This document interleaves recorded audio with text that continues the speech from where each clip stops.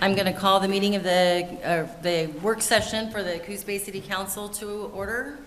And let's start with the Pledge of Allegiance. Christine, can you lead us? I pledge allegiance to the flag of the United States of America and to the republic for which it stands, one nation, under God, indivisible, with liberty and justice for all. Thank you. And before we get started, I did want to mention that Mayor Benetti and Councilor DeNovo are not able to attend tonight. Councilor Matthews may join us in a bit, and Councilor Stevens is online, and the rest of us are here.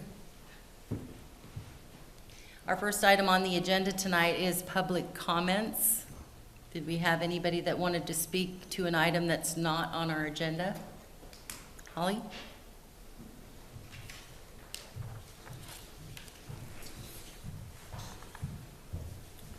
Give you your name, where you live, and you have 3 minutes, and I'll tell you when you have 1 minute left. Perfect.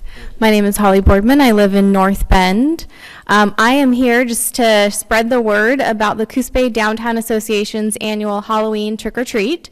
It's on Halloween, and it's for downtown Front Street and Coos Bay Village businesses. We have over 130 businesses that are signed up for it, and if you saw the orange pumpkin sign when you walked in, that's how you know where you're going to trick-or-treat at.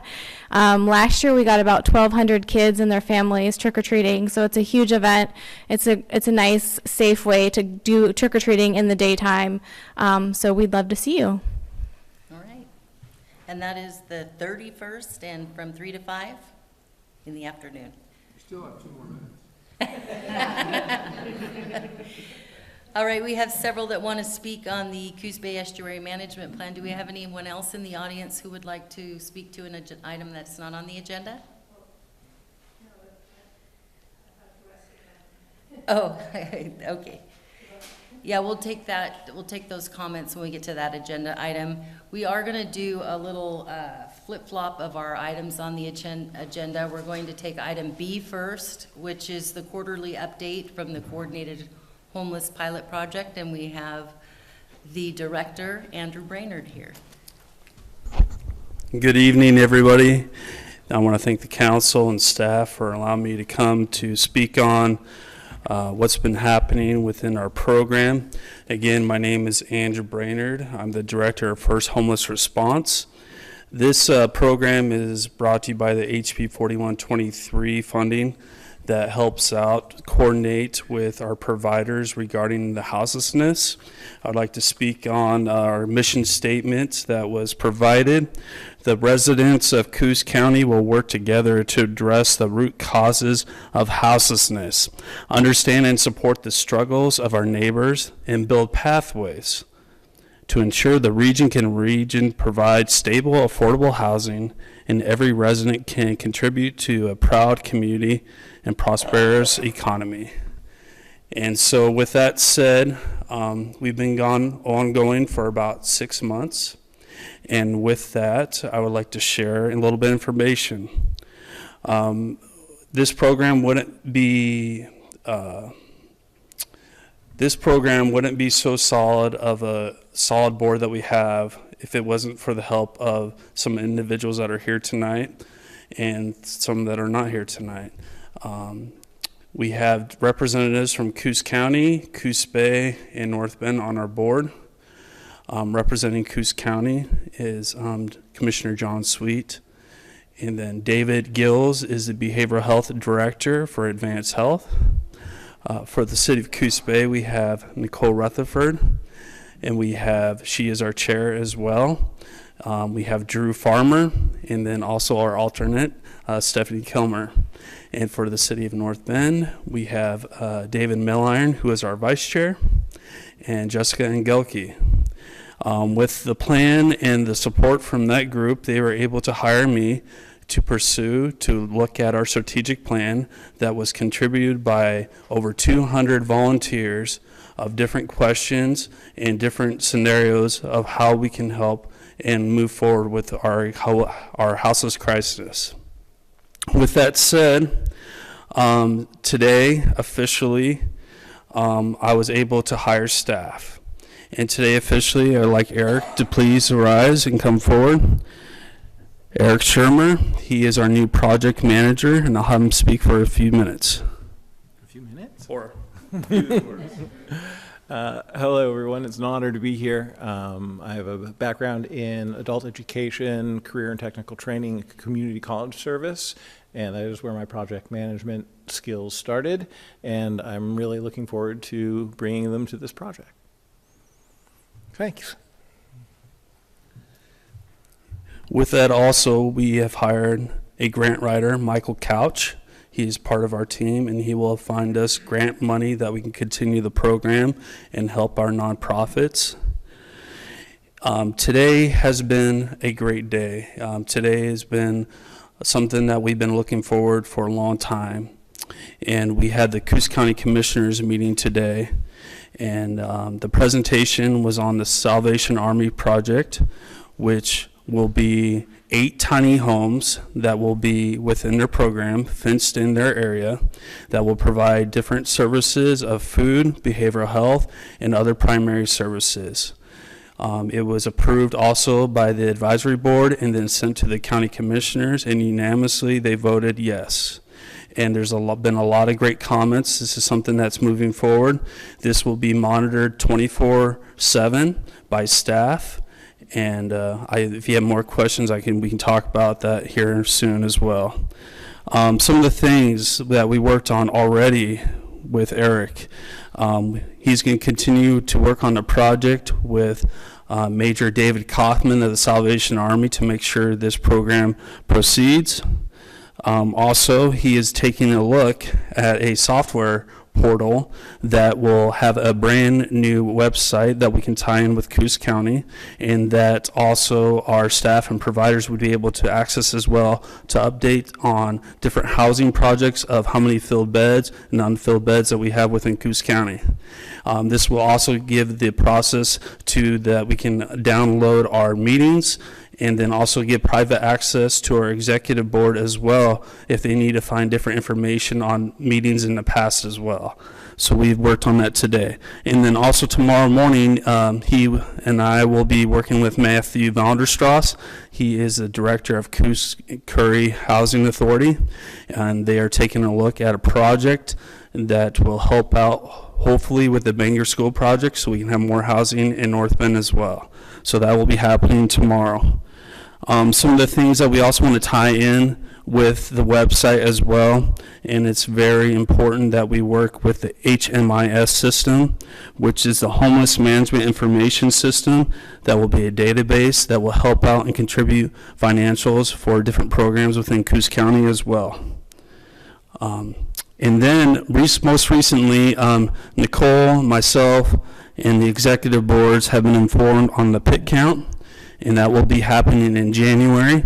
But myself and Chairman Nicole Rutherford will be attending the meetings to find out how we can contribute and have more PR and see if we can have more volunteers that can contribute to the program and make it a strong count as much as possibly we can. Can you explain what the pit count is? Yeah. The pit count is a point in time count, and the duties are to count of the sheltered and unsheltered people experiencing homelessness in our Coos County. It's a very important program, and I encourage those that want to be a part of that, please do, and contact me, and if you need a business card, I can give that to you as well. Another thing that just got completed, also with the help of our advisory board, is the HB 4123 legislative reports. We had sent that off, and it went through. And then also I've been continually working on doing presentations on the strategic planning. So far I've worked with the Rotary Club, the Salvation Army, the Lions Club, Advanced Health, and Kiwanis. And if your nonprofit or organization would like to be a part of the program, please let me know, and I'll be gladly do a presentation for you. A little more reports. So we have our community outreach groups that we meet once a month with. We continually meet with the faith-based organizations. Currently, We have had up and down numbers on all our committees, but we're still standing strong.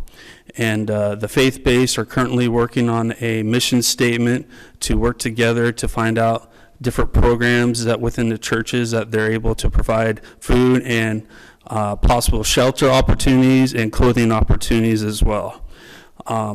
With our primary care group that we are currently working with right now, is part of what we're going to be doing with the internet project that Eric's going to be working on is finding a strong database that everybody can use to help keep track and also help our law enforcement as well to help out when there's opportunities that we can house some of our houselessness issues that we have currently going on.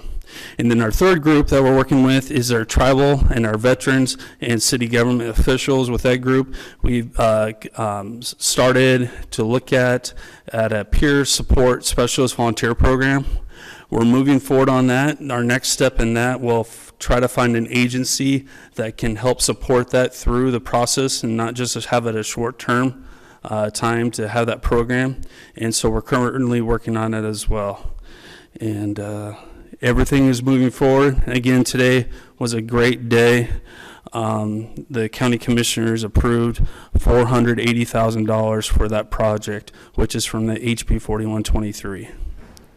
So thank you. If any questions? Are there any questions? Any questions online? Yeah, this is Sarah. Hi. I'm curious, in the past, and Drew, maybe you can lend some history there. I thought Orca was in charge of the point in time count. Has your group taken a lead on that now, Andrew? Has that switched over to your group? Nicole, would you ready to answer that? As far as I know, Orca is still the lead in that.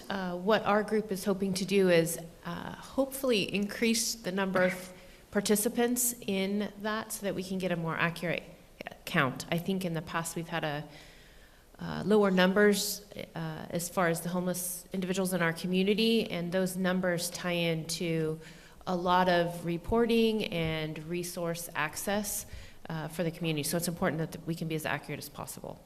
I'd be hopeful that this body will be able to tie in to provide some coordination and assistance on that front, because as we know, capacity can be a challenge, and the state just rolled down, I think, a bunch more money to Orca. So if we can help offset in any way, that would be beneficial. And to me, it's all about collaborating, especially among our small community here. And I've been seeing a lot of great things moving forward on that as well. So thank you. Okay. Anything else, Sarah? Council? No, it sounds like there's lots of great things happening. Andrew, if you could just give a brief kind of recap of what the Salvation Army project is. I believe that's for families again. Yes. So a little bit of what's happening is, honestly, we're looking at different phases, and this is phase one of the project. And phase one is to be only dedicated to families. These are 8 cabins, tiny homes. They look very similar to the ones that they currently have over at Bayview Point. And they're very built well. They'll have a construction team. They've worked on certain bids and have worked with both the City of Coos Bay, North Bend, and Coos County to move forward on this project. This is a program that's not just for them to stay there and live there. Each day they will have certain things that they will need to work on, and there will be different schooling opportunities, behavioral health opportunities, and working projects within among the Salvation Army as well.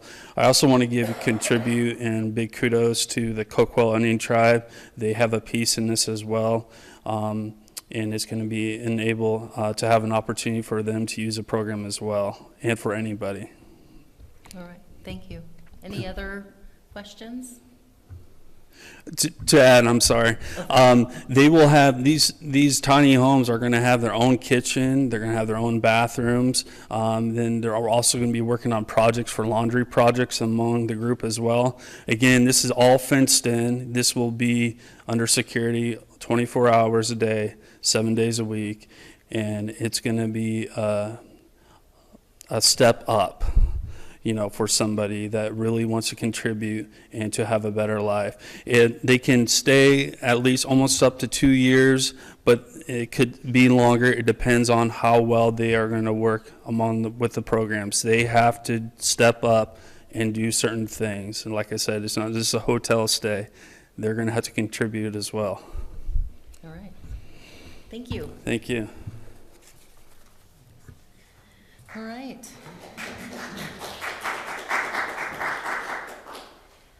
Our next item on the agenda is the Type 4 Land Use Application number 187-23-000-165-PLNG.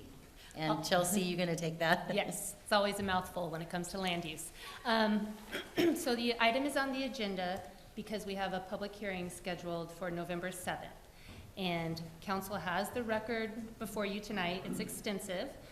But I want to lead by letting you know I would like to end this by asking council to postpone that public hearing.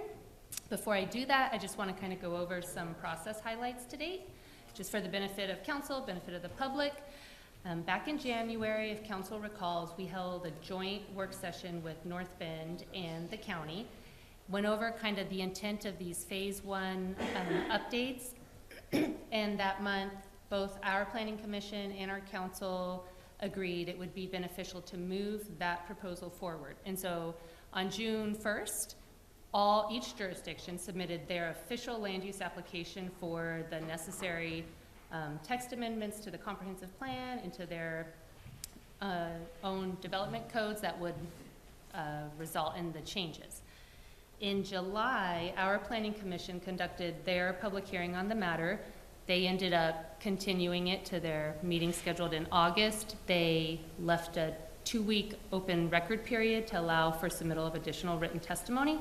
Came back in August and they made their recommendation that our council approve the proposal as presented in that official land use application. Get to October, Coos County Planning Commission then held their public hearing, and at that hearing, they also recommend that their Board of Commission approve the proposal, but they added some changes to sections 2.1 and 2.5, which would remove reference to the Port of Coos Bay and also local tribes, with the intent of clarifying that in this part of the plan, that this plan is only to be implemented by the local jurisdictions, the city and the county, and as a local land use plan, the port and the tribes don't have that same authority in that capacity. So that's the intent there. North Bend conducted their planning commission. They then moved 3-1 that their council approved the proposal with the county's planning commission's recommended changes. And we then since just recently received yesterday from the port testimony in opposition to the county's recommended changes. We also received a memo from DLCD outlining the role of the port in the estuary plan and adding that section 2.4 should be further clarified where it speaks to how future amendments happen, that should be clarified and better outlined to say how each jurisdiction should handle a future amendment. That way it's clear. We also received testimony from Oregon Shores and Rogue Climate that asked for additional changes to other sections, section 1.6 and policy 18, which relates to preservation of archaeological, cultural, historical resources. We also received testimony that asked that the port be excluded from any committees on future estuary amendments. So there's all of these things coming in at the last minute that are out there that really need more time before we can adequately address them. Today, the County Board of Commissioners started their public hearing and continued it, acknowledging that this is the case, and agreed that they would like to hold a joint work session on the matter on November 9th at 6 p.m. It's my understanding that North Bend City Council is conducting their public hearing tonight on the matter and plan to recommend they follow suit, continue their public hearing, hold that joint work session on November 9th. And so, having said that, we're acknowledging that all these pieces, new testimony are coming into play, we need to address it. Also, it would be beneficial for each jurisdiction to kind of coordinate in that joint work session, be able to discuss and try to get on the same page before we move forward. I am asking that council go ahead and postpone that public hearing. I would propose we reschedule it to November 21st, the council's regularly scheduled meeting, which is the week of Thanksgiving, November 21st, and also ask that we hold that joint work session on the 9th at 6 p.m. here at council chambers at City Hall. So to make efficient use of our time, unless council wants to, I don't want to get into the details of the actual proposal. But that's what I'm asking, what we're recommending, and the reasoning why. I always forget to turn that on. So I actually was looking at the information last night, and I was going to ask if we could extend this. I felt like more time was needed personally, but how does the rest of the council feel? No objections here. For my own purpose, I'd like to read over it a couple more times because, yeah, a lot of material. Helps to read it a few times and marinate. A tremendous amount of information that requires further reading. Councilor Stevens? Sounds good to me. All right, so we are going to postpone the hearing tonight until our meeting on the 21st. Yes, please. And we are looking at scheduling a joint work session to go over the details that you were going to go over tonight on the 9th of November. So I think we have consensus that's what we're going to do at this point. Do we need to take it, would we prefer to take the testimony then under the public hearing because that's probably where it needs to be? Yes, I agree. We'd want to make sure that we've put that out. I mean, tonight was not advertised as a public hearing. I think what we're discussing delaying would be your November 7th meeting. We would have a public hearing then. We're suggesting we delay that until the joint session, and we'd have that public hearing then. So it's up to the people in the audience if they want to comment on it, but this would not be, even tonight, this is just a work session, so we would not be officially entering anything into the public comments for the public hearing. It would be officially entered into our record, but for the meeting. So it would probably be better at that point for you to make your comments if you desire, because I have 5 people that wanted to make comments. It's up to you, though. If you want to make a comment, you're certainly welcome to do that. And I would add too, just in case there are folks who are unavailable to attend on the 9th, we'd want to hear from you today if you are here and available. I would hope that's what we'd want to do. Yeah, that's true too. And we have received several comments, written comments, and that can be done as well. So I don't see anybody rushing to the microphone. Go ahead, Christine. Sure. Can you come up to the podium and for the record state your name and where you reside, the city you reside in? Thank you for the opportunity to speak tonight. Christine Moffett. I live at 700 Denise Place in Coos Bay. And I've attended many sessions regarding the estuary management plan, and it was part of some of the sessions that we had in the last decade when we were involved in those discussions as well. So I'm really glad you're giving us more time for this, but I guess I want to say a few things that having a work session before you have a hearing, it seems a little strange to me, and so I'm going to say a few things tonight for the record, give you this, because I think it's really important to coordinate and understand where people are coming from.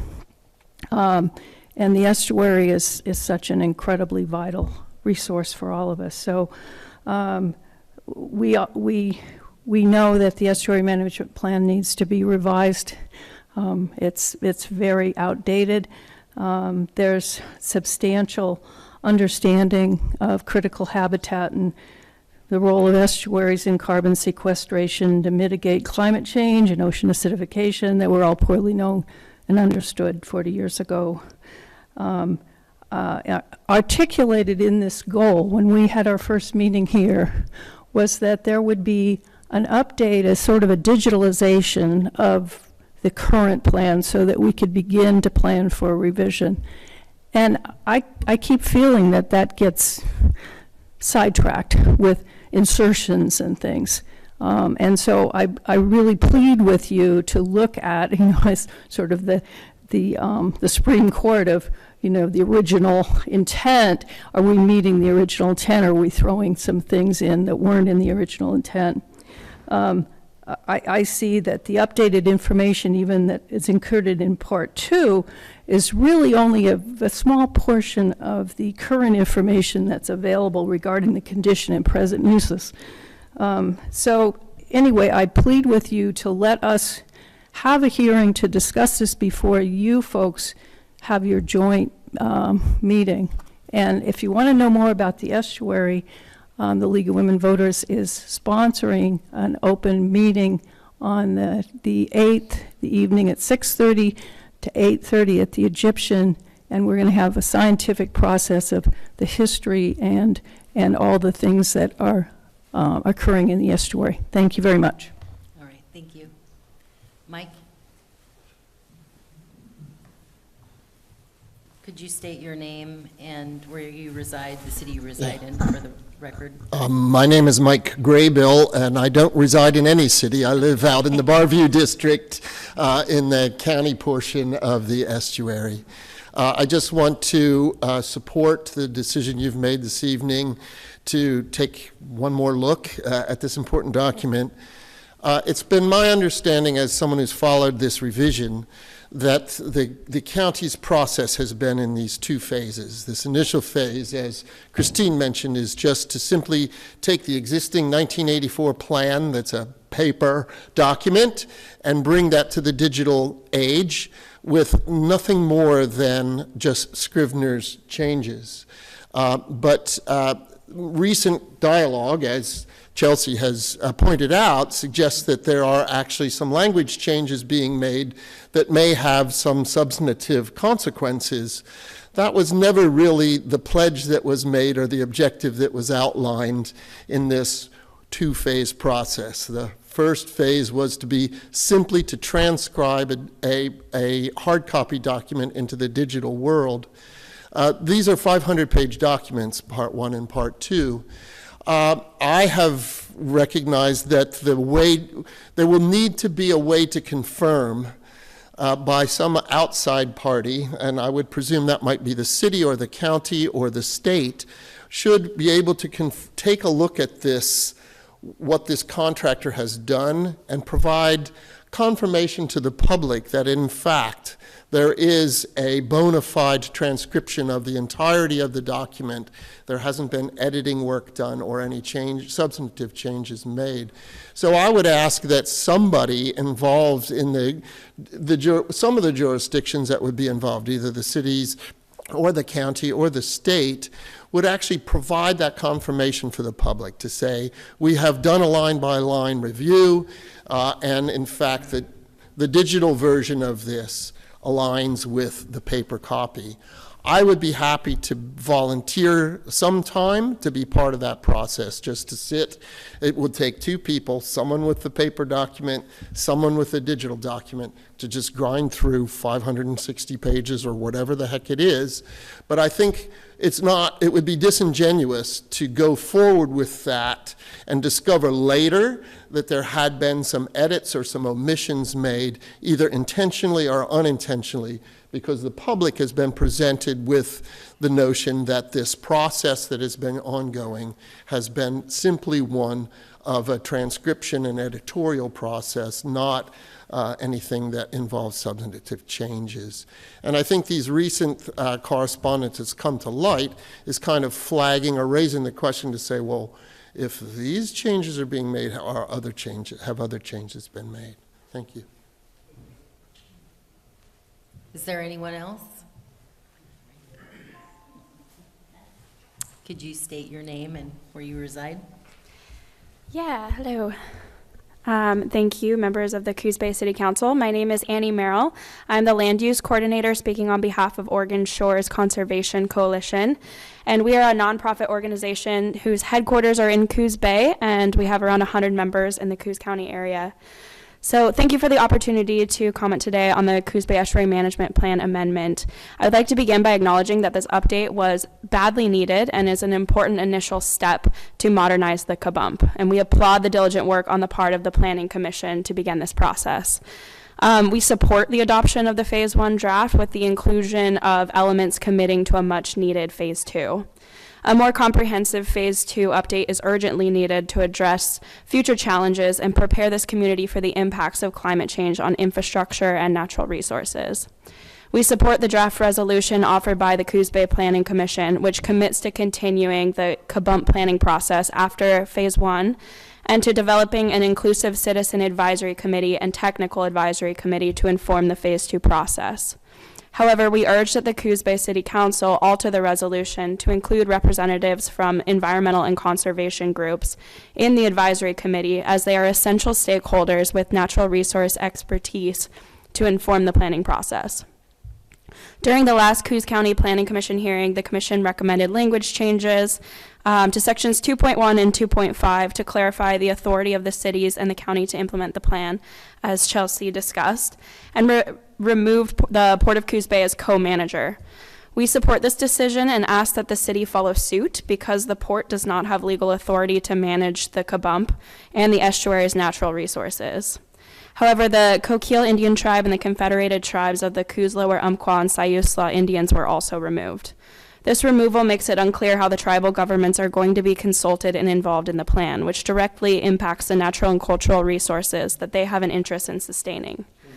Removing the tribes also disregards the role that their ancestors have played in stewarding the Coos Bay Estuary since time immemorial. We have submitted written comments co-signed by Road Climate with suggested language changes to Section 1.6 and Baywide Policy 18, dealing with government-to-government coordination and cultural resources. These language changes are intended to assure sufficient consultation with both tribal governments in the long-term implementation of the Kabump. And we strongly encourage that the Coos Bay City Council accept them and recognize tribal sovereignty in the plan. Ultimately, both tribal governments should be consulted regarding how specifically they wish to be recognized and involved in both the short-term Phase 2 update process and the long-term plan implementation. Though we are in strong support of updating the Kabump, we want to ensure that this Phase 1 update sets a strong foundation to continue the planning effort, and that the future revision process and plan management is equitable and thoroughly considers the diverse needs of the community. So please consider our testimony and the changes we've recommended to strengthen the plan and allow the appropriate stakeholders and rights holders a seat at the table. Thank you for your time.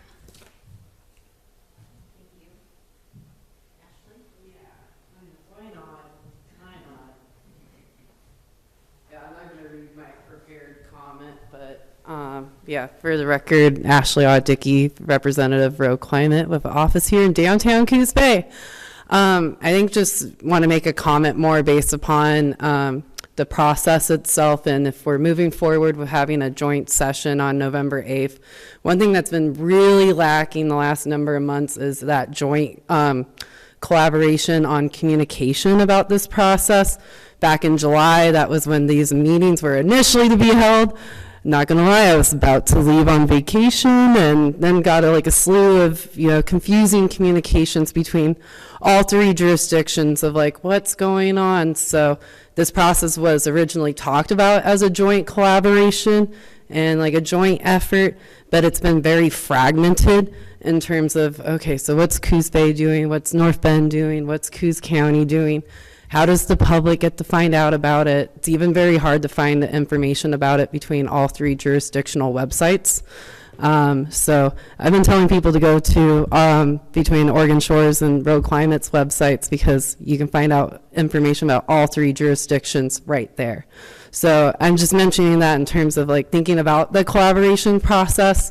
I don't know if that's, you know, having more of a reference link to the county's page or vice versa, but it's just, I'll just say it's been very, sorry Chelsea for emailing you so much, because we've just been trying to figure out what's going on. And let's just say this morning was very confusing too with the county's communications about today's hearing, with community members showing up to a meeting expecting to make public comment and then, you know, finding out that's not the case. So, but we're appreciative of this process happening, but also want to make sure that when this joint session is also happening, of also doing that coordination with tribal governments. I feel like that, I don't know what that communication has been between the 3 jurisdictions with tribal governments, but I find myself helping out answer questions that I feel like should be coming from, should be coordinated with the jurisdictions with tribal governments. So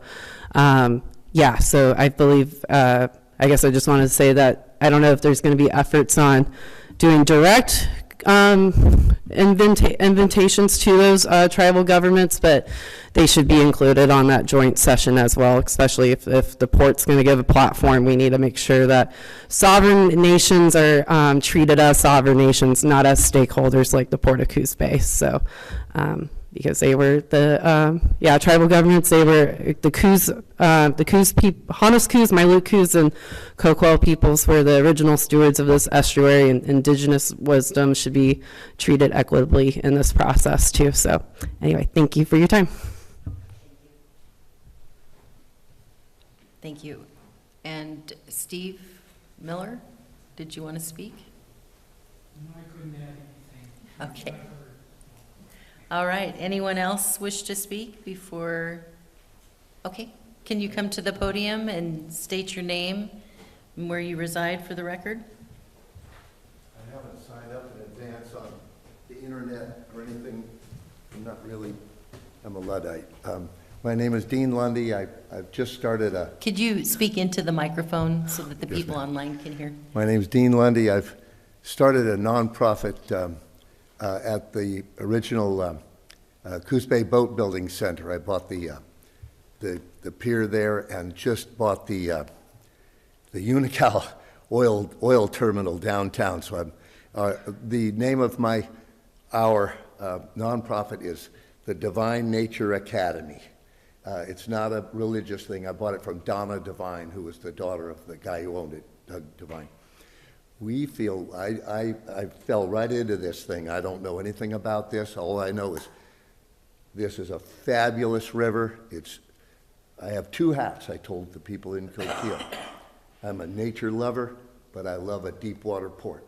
So, you know, any way we can do this, and you know, we've all been experiencing the knowledge of the crashing of the Mother Nature, the fish crashing in the Siuslaw River. I own the Cushman, the whole town basically, the Cushman Marina, and I am in sync with this young lady. I don't think that the port of Coos Bay should be studying as far as the logistics, that's fine, and dredging and stuff, but studying the nature. Coos Bay Rail is working on the bridge in the middle of my town right now in the height of the fish run with air hammers and everything else. We can't do it. It took me 4 years to get the permits to put pilings in my place, and there were 4 months you could work in the water. November, December, January, and February, the worst months of the year. They've been working since August. So I think I want to put my hat in the ring for our Divine Nature Academy to be involved with learning, because that's why I'm here. I'm working on my ethical will to give all this stuff to a youth program. Water, Sea Scouts is my thing. So anyway, I'd like to stay in the loop, and like I say, I mean, I'm not against dredging a port. I think this is hip. You know what's planned here. I have no idea what's planned. I just fell into this, but I'd like to be involved with the study with whoever will invite me. Thank you very much. All right, Well, thank you for your investment in our community. And again, the meeting, the joint work session is planned for November 9th. I did hear someone say the 8th, but it is actually the 9th. And then we're looking at the public hearing on November 21st, so you want to mark those dates down if you'd like to hear what's happening and then be involved in the public comment period for the public hearing. Is there anyone else that would like to come before the council? All right, any comments online? All right, well, that is all we had on our agenda tonight, so I will go ahead and adjourn the meeting.